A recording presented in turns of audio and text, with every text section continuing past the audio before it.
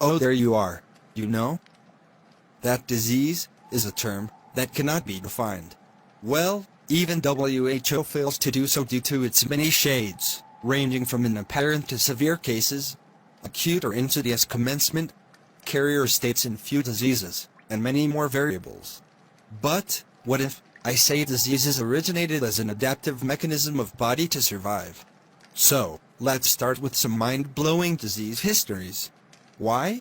Because it's vital. Your stomach breaks down carbohydrates from some foods like rice, bread, and sugar to make glucose. And this travels in the bloodstream to your cells. Glucose, where are you? The glucose needs something called insulin to unlock the door to your cells so it can get in. Your body makes insulin in the pancreas, which is just below your stomach. Because your pancreas doesn't make it anymore, you can give yourself insulin to help the glucose get into all your cells, so they have all the energy they need. Glucose! Am I glad to see you? Oh, baby! Fabulous, darling.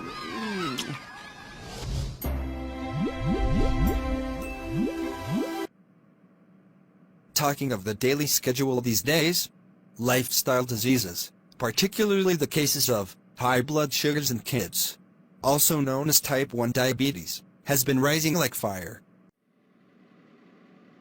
If you have type 1 diabetes, you might wonder if your child would get it too?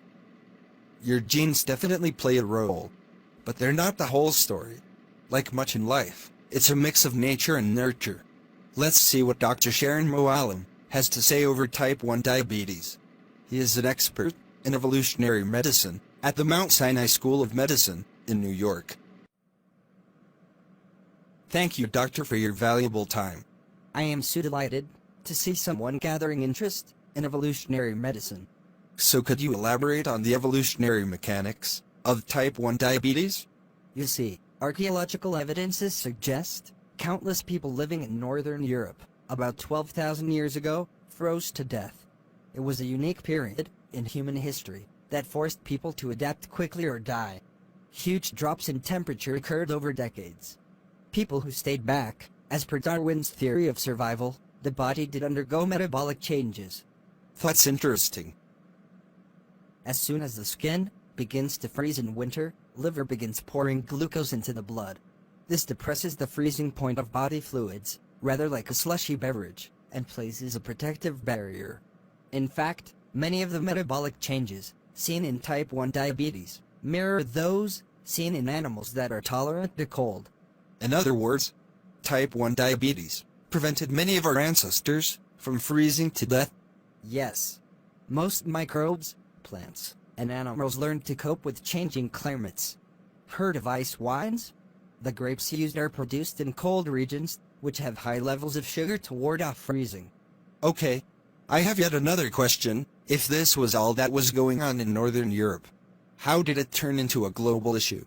There was a large and rapid population of Northern and Western Europe. Some people appear to have ended up in Finland, which today has a high rate of type 1 diabetes, accounting to 35 cases per 1 lakh per year. Indian data suggests 10.5 cases per 1 lakh per year. Most cases have first peak around 5 to 7 years, due to exposure to viral infections, while the second peak is around puberty, linked to increased growth hormone and sex steroids produced by the body. Now I get it. And what about the dangerous complication of diabetes, like severe ketoacidosis and early death? Back then, life expectancy was about 25 to 35 years. Those with high glucose in their blood did not live long enough to suffer complications. Today, when people live much longer, the ravages of high blood glucose are all too familiar. Yes, it's a long list of diseases. Now, it is possible to see that certain illnesses offer protective advantages for survival. I guess we have learned some really mind-blowing facts. My sincere gratitude for your valuable time. The honor's all mine. If you liked the video, your appreciation is awaited.